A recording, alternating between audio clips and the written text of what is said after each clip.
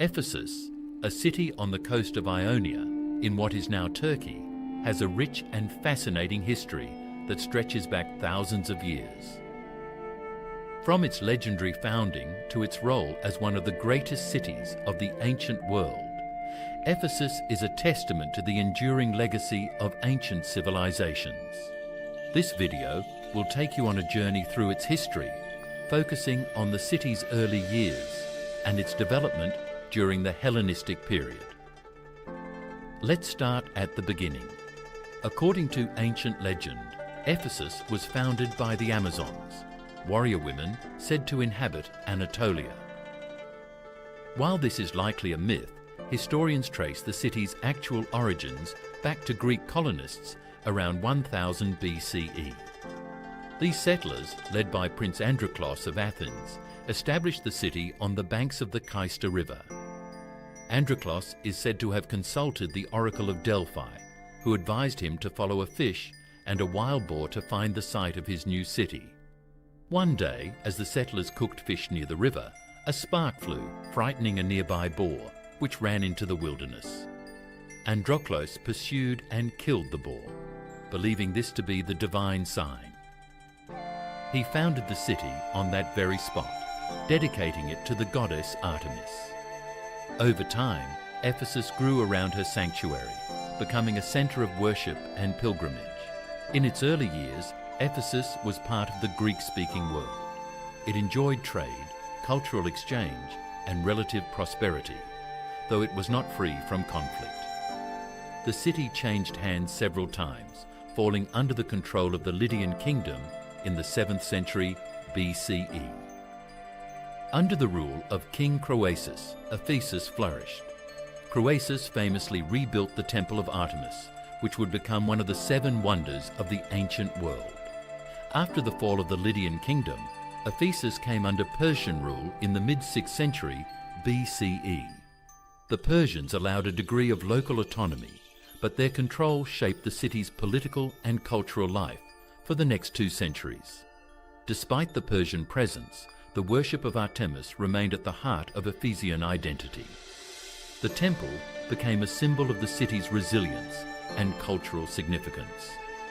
In 334 BCE, everything changed when Alexander the Great arrived in Anatolia. His campaign against the Persian Empire was swift and decisive, and Ephesus quickly welcomed him as a liberator. Alexander admired the Temple of Artemis and offered to fund its complete restoration. The Ephesians, however, politely declined, claiming it would be improper for a mortal to rebuild the house of a goddess. The death of Alexander in 323 BCE marked the beginning of the Hellenistic period, his vast empire fragmented into several competing kingdoms. Ephesus became a contested prize in the power struggle between the successors of Alexander, known as the Diadochi. The city was repeatedly captured and recaptured, suffering significant damage during these conflicts.